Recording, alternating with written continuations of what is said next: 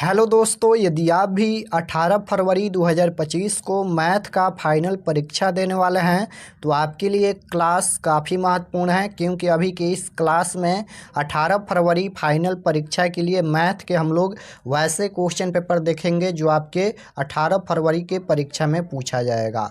तो आप लोग से रिक्वेस्ट है कि आप लोग क्लास को पूरा वॉच कीजिएगा और ये मैथ का क्लास है तो मैथ का कंसेप्ट ध्यान से समझिएगा। यहाँ पर देख सकते हो सेकेंडरी स्कूल एग्जामिनेशन 2025 ये फाइनल परीक्षा के लिए मैथ का क्वेश्चन पेपर है और बिल्कुल इसी तरह क्वेश्चन पेपर आपके मैथ का पूछा जाएगा 2025 के परीक्षा में। विषय कोड भी यहीं रहेगा, देख सकते हो विषय कोड सेम टू सेम यहीं रहेगा फाइनल परीक्षा में। और आप लोग का एग्जाम मैथ का पूरे 100 नंबर का होगा और समय मिलेगा 3 घंटा 15 मिनट का। तो आइए फर्स्ट क्वेश्चन देखते हैं। पहला नंबर क्वेश्चन यहाँ पर पूछा गया है कि एक परिमेय संख्या और एक अपरिमेय संख्या का गुणनफल क्या होता है। बताना है कि एक परिमेय संख्या और एक अपरिमेय संख्या का गुणनफल क्या होता है। 4 ऑप्शन दिया गया है, परिमेय संख्या या अपरिमेय संख्या या पूर्ण संख्या या इनमें से कोई नहीं। तो देखिए, एक परिमेय संख्या और एक अपरिमेय संख्या का गुणनफल या भागफल या योगफल हमेशा क्या आता है, अपरिमेय संख्या आता है। यानी right answer option number B हो जाएगा। एक परिमेय संख्या और एक अपरिमेय संख्या का गुणनफल हमेशा अपरिमेय संख्या आता है। ऑप्शन नंबर बी बिल्कुल राइट आंसर होगा। क्वेश्चन नंबर 2 की ओर चलते हैं। 2 नंबर क्वेश्चन है, बिंदु दिया गया है -5,6, यह किस पाद में स्थित है या किस चतुर्थांश में स्थित है। तो देखिए, प्रथम पाद में आप जानते हैं कि प्लस कोमा प्लस होता है, द्वितीय पाद में आप जानते हैं कि माइनस कोमा प्लस होता है, और तृतीय पाद में आप जानते हैं कि माइनस कोमा माइनस होता है, और चतुर्थ पाद में क्या होता है, प्लस कोमा माइनस होता है। तो आप लोग ये 4 चिन्ह याद रखिएगा, क्योंकि इस तरह क्वेश्चन जो है एक नहीं बल्कि 2 से 3 क्वेश्चन 100% हर साल बोर्ड परीक्षा में पूछा जाता है। तो बताना है कि यह बिंदु किस पाद में स्थित है। तो बस हमें माइनस प्लस देखना है कि किस में माइनस है किस में प्लस है। संख्या कोई भी देता है मतलब नहीं है। तो देखिए, इसमें माइनस है पहले, उसके बाद क्या है तो 6 है, यानी प्लस छुपा है, तो माइनस और प्लस है। तो माइनस प्लस किस में होता है, तो देखिए द्वितीय चतुर्थांश में है या द्वितीय पाद में है। तो इसका correct answer option number B हो जाएगा, यह बिंदु द्वितीय चतुर्थांश में स्थित है। क्वेश्चन नंबर 3 पूछा गया है कि बिंदु 2,3 की दूरी मूल बिंदु से कितनी होगी। मूल बिंदु से दूरी पूछा गया है, तो मूल बिंदु से दूरी का फार्मूला होता है x² प्लस में y² होता है, या x1 का स्क्वायर प्लस y1 का स्क्वायर। अब यहाँ पर देखिए, x के जगह पर कितना है तो 2 है, 2 का स्क्वायर प्लस में यहाँ पर 3 का स्क्वायर करेंगे, 2 का स्क्वायर 4 हो जाएगा, प्लस 3 का स्क्वायर 9 हो जाएगा, जोड़ेंगे तो √13 हो जाएगा। तो √13 ऑप्शन नंबर सी में दिया गया है। ऑप्शन नंबर सी बिल्कुल राइट आंसर होगा। क्वेश्चन नंबर 4 पूछा गया है कि 3 लगातार प्राकृत संख्याओं का माध्य क्या होगा।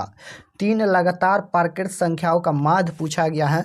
तो प्राकृत संख्या 1 से स्टार्ट होता है और अनंत तक जाता है। तो 3 लगातार पूछा गया है, तो जैसे 1 ले लेते हैं, 2 ले लेते हैं, 3 ले लेते हैं, 3 ही पूछा गया है। तो इसका माध्य बताना है। माध्य कैसे निकालेंगे, तो सबसे पहले सभी संख्याओं को जोड़ेंगे और जितना संख्या है उतना से भाग दे देंगे। तो संख्या देखिए, बट्टा में कितना लिखेंगे, 3 लिखेंगे, क्योंकि 3 संख्या है। अब इसको जोड़ लेते हैं, तो यहाँ पर 3 दूना ये 6 हो जाएगा। अब कटाएंगे तो 3 दूना 6, यानी इसका माध्य कितना हो जाएगा, 2 हो जाएगा। ऑप्शन नंबर सी में दिया गया है, ऑप्शन नंबर सी बिल्कुल राइट आंसर होगा। क्वेश्चन नंबर 5 पूछा गया है, √3 सेक 30 डिग्री बराबर कितना होगा। यहाँ पर देखिए, ये √3 पहले दिया गया है और गुना करेंगे। सेक 30 डिग्री बराबर पूछा गया है, तो सेक 30 डिग्री का मान कितना होता है, तो सेक 30 डिग्री का मान होता है 2/√3 होता है। √3 से √3 कैंसिल हो जाएगा, 2 बचेगा।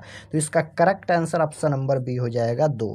क्वेश्चन नंबर 6 पूछा गया है, यदि cot A बराबर 3/4 हो तो tan² A का वैल्यू क्या होगा। cot थीटा बराबर 3/4 दिया गया है, तो tan² थीटा का मान पूछा गया है। तो tan थीटा बराबर होता है लंब बटा आधार, और cot थीटा बराबर होता है आधार बटा लंब, यानी b बट्टा में क्या होता है, p होता है। तो b के जगह पर ऊपर 3 है और p के जगह पर नीचे 4 है। यहाँ पर cot थीटा का मान इतना दिया गया है। तो हमें ज्ञात क्या करना है, तो tan² थीटा यानी tan² A ज्ञात करना है यहाँ पर।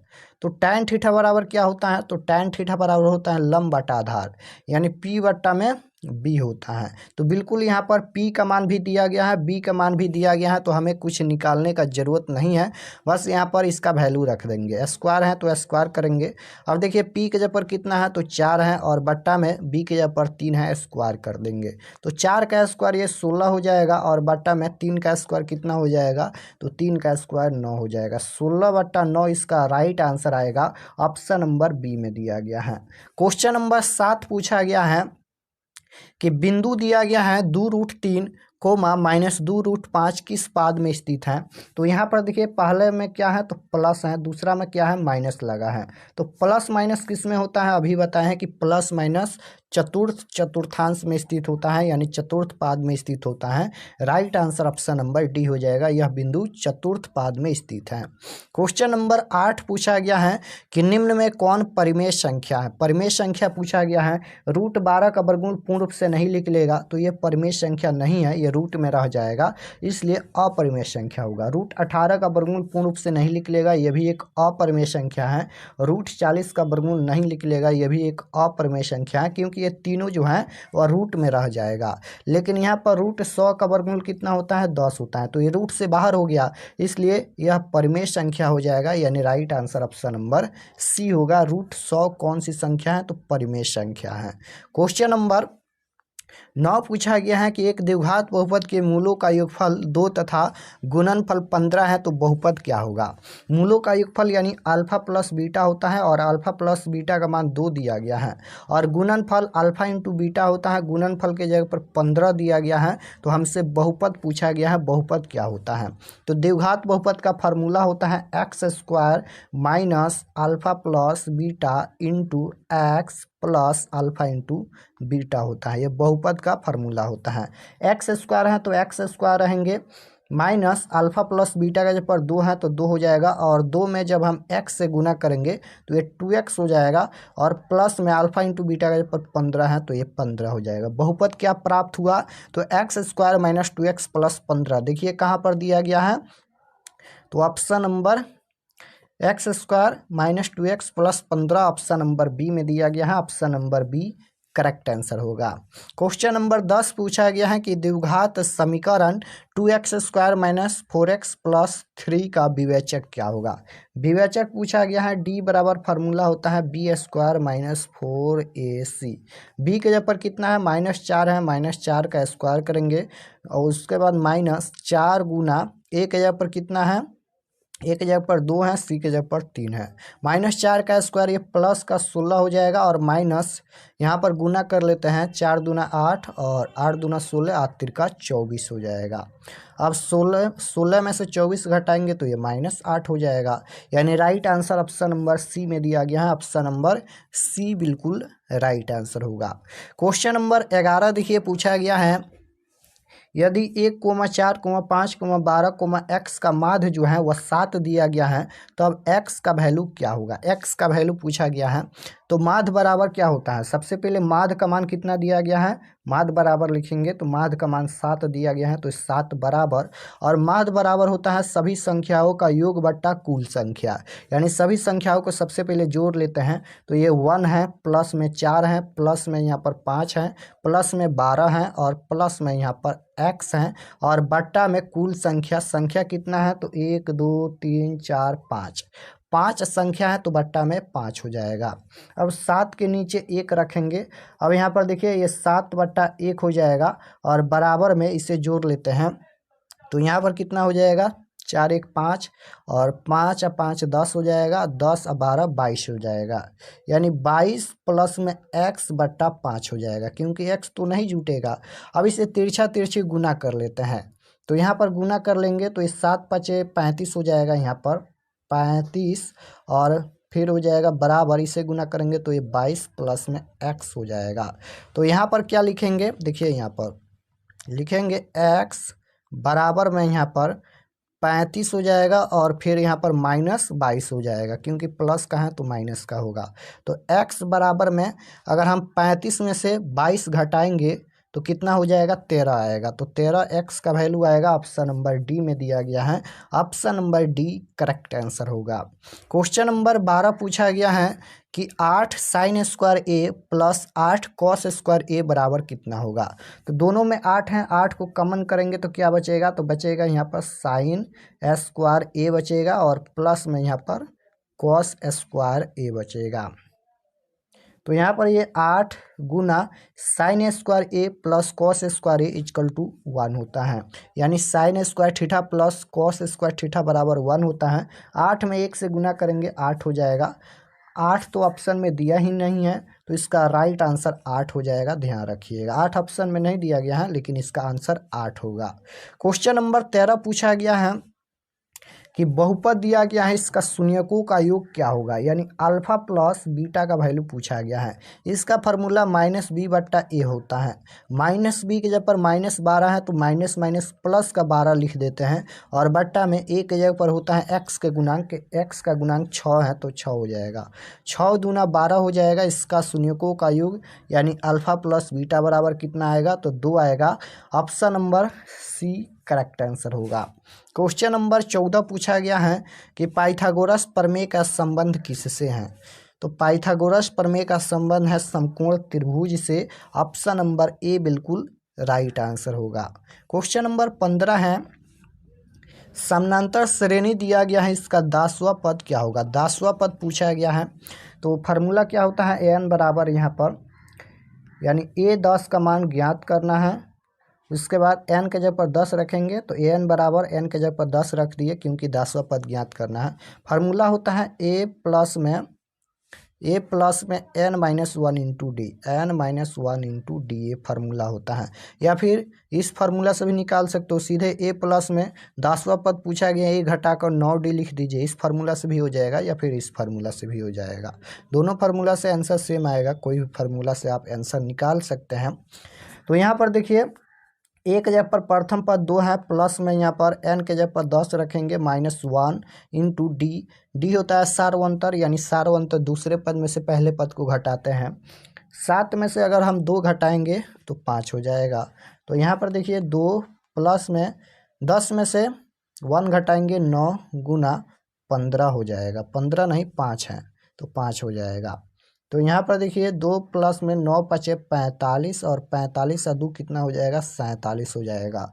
Right answer option number D में दिया गया है। Option number D correct answer होगा। क्वेश्चन नंबर 16 पूछा गया है, निम्नलिखित में कौन केंद्रीय प्रवृत्ति की माप नहीं है। बताना है कि इनमें से कौन केंद्रीय प्रवृत्ति की माप नहीं है, तो मानक विचलन नहीं है। ऑप्शन नंबर डी बिल्कुल राइट आंसर होगा। क्वेश्चन नंबर 17 पूछा गया है कि बिंदु 2,4 का दूरी मूल बिंदु से कितना होगा। मूल बिंदु से दूरी पूछा गया है, तो बिल्कुल इसका फार्मूला क्या होता है, √x² प्लस y²। 2 का स्क्वायर 4, प्लस में 4 का स्क्वायर 16 हो जाएगा, रूट में ये 20 हो जाएगा। अब √20 तो दिया नहीं है ऑप्शन में, अब हमें 20 का गुणनखंड करेंगे, तो 20 का यहाँ पर गुणनखंड कर लेते हैं। 2 से कटाएंगे 10 हो जाएगा, 2 से कटाएंगे 5 हो जाएगा। 2 को 2 है, 1 2 बाहर हो जाएगा और रूट में 5 हो जाएगा। तो 2√5 इसका राइट आंसर आएगा। ऑप्शन नंबर बी में दिया गया है। Option number B correct answer होगा। क्वेश्चन नंबर 18 पूछा गया है, आंकड़े दिया गया है, इसका बहुलक बताना है कि बहुलक क्या होगा। तो जो संख्या बार बार रिपीट हुआ है वही बहुलक होगा। इनमें सबसे ज़्यादा बार कौन सा संख्या रिपीट हुआ है, तो देखिए सबसे ज़्यादा बार संख्या जो रिपीट हुआ है वह 4 हुआ है, तो इसका बहुलक 4 हो जाएगा। Option number C correct answer होगा। देखिए इनमें सबसे ज़्यादा बार 4 आया है, तो 4 इसका बहुलक होगा। क्वेश्चन नंबर 19 पूछा गया है कि निम्न में किसका मान सबसे अधिक है। पूछा गया है कि इनमें किसका मान जो है वह सबसे अधिक है। तो 37 डिग्री का मान 1/2 होता है, cos 60 डिग्री का मान 1/2 होता है, tan 45 डिग्री का मान 1 होता है, और tan 30 डिग्री का मान कितना होता है, 1/√3 होता है। तो देखिए किसका मान अधिक है, तो 1 है, यानी tan 45 डिग्री का मान जो है वह अधिक है।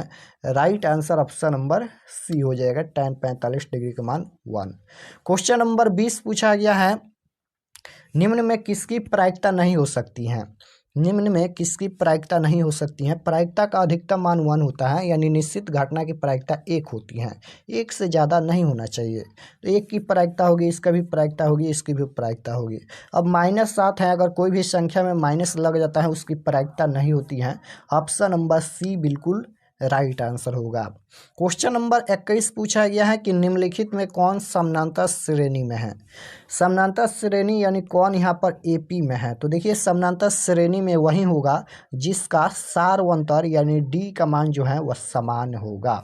तो डी का मान समान ऑप्शन नंबर डी में है, option number D correct answer हो जाएगा। चलिए चेक कर लेते हैं आपके सामने। तो यहाँ पर देखिए फार्मूला क्या होता है सार्वंतर का, a2 - a1 यानी दूसरे पद में से पहले पद को घटाते हैं। तो दूसरा पद यहाँ पर -6 है, -6 और माइनस पहला पद -10 है, तो माइनस माइनस प्लस का 10 हो जाएगा। अब देखिए यहाँ पर ये कितना हो जाएगा, तो प्लस और माइनस, ये तो माइनस होगा लेकिन प्लस का चिन्ह हो जाएगा, तो ये 4 हो जाएगा। घटाइए, यहाँ पर घटाएंगे तो 4 हो जाएगा। उसके बाद फिर यहाँ पर देखिए दूसरा पद -2 है और -6 है, -2 और यहाँ पर -6 है, तो प्लस माइनस माइनस प्लस का यहाँ पर 6 हो जाएगा। अब इसे भी यहाँ पर घटाएंगे तो ये भी 4 हो जाएगा। उसके बाद यहाँ पर 2 है और फिर होता है माइनस, और यहाँ पर -2 है तो माइनस माइनस प्लस का 2 हो जाएगा, तो ये हो जाएगा 4। यानी देखिए यहाँ पर भी 4 हैं, यहाँ पर भी 4 हैं, यहाँ पर भी 4 हैं, यानी इसका डी का मान सार्वंतर समान है, इसलिए यह एपी में है। ऑप्शन नंबर डी बिल्कुल राइट आंसर होगा। क्वेश्चन नंबर 22 है कि एपी यानी समानांतर श्रेणी का 30वां पद क्या होगा। तो 30वां पद निकालेंगे, a प्लस में 29 डी लिखिए या फिर a + n-1 × d, फार्मूला दोनों से आंसर सेम आएगा।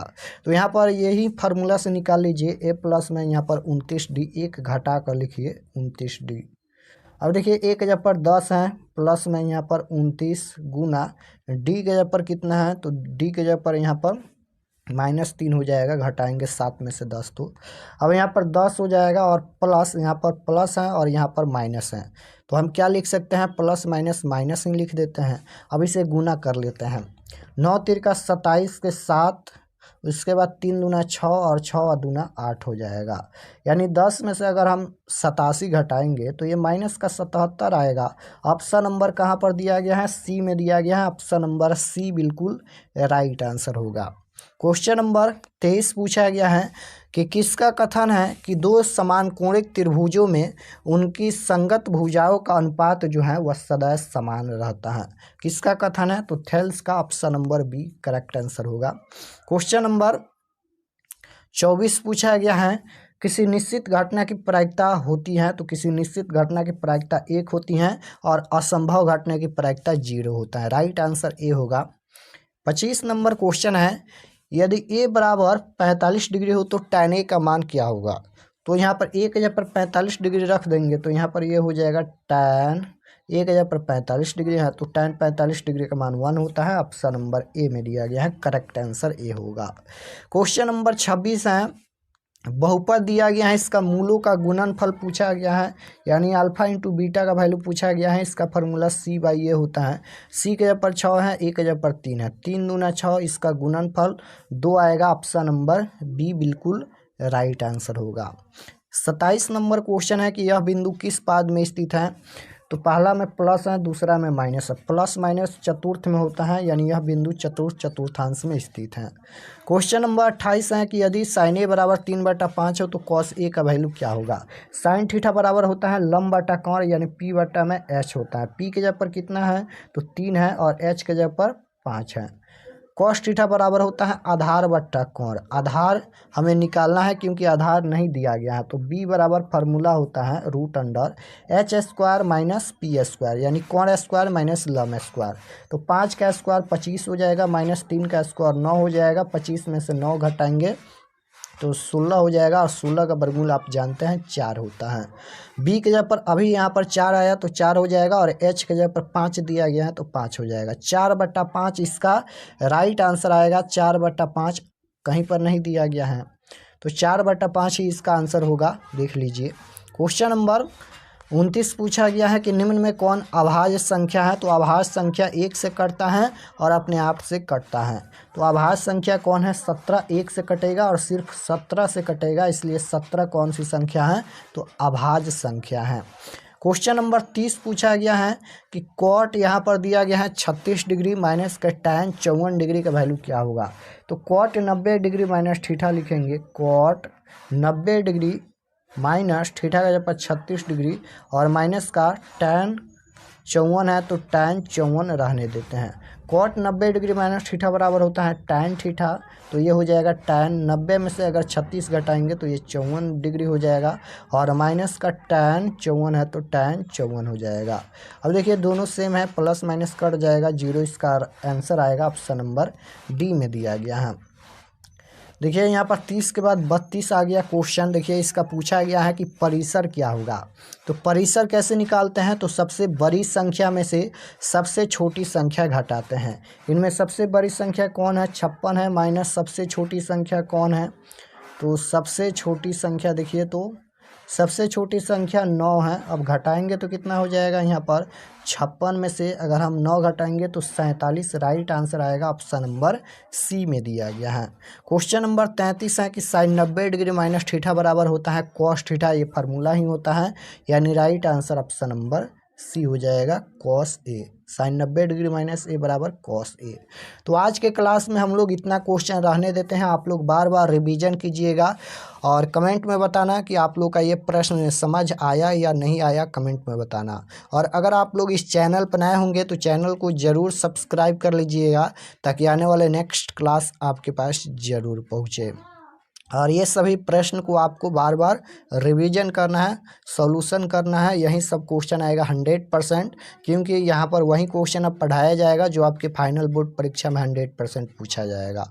क्योंकि अब फाइनल परीक्षा का समय बहुत ही कम बचा है। तो आप लोग से एक ही रिक्वेस्ट है कि आप लोग जितना क्लास हो रहा है इस चैनल पर आप लोग सभी क्लास को ज्वाइन कीजिए और ये सभी का PDF आप लोग को मिल जाएगा, वेबसाइट पर आप लोग जाकर डाउनलोड कर सकते हैं या फिर व्हाट्सएप ग्रुप ज्वाइन कर लीजिएगा। नंबर है 8292929627। इस पर आपको व्हाट्सएप पर मैसेज करके व्हाट्सएप ग्रुप ज्वाइन कर लेना है। मिलते हैं नेक्स्ट क्लास में, तब तक अपना स्टडी कीजिए। आप सभी को धन्यवाद।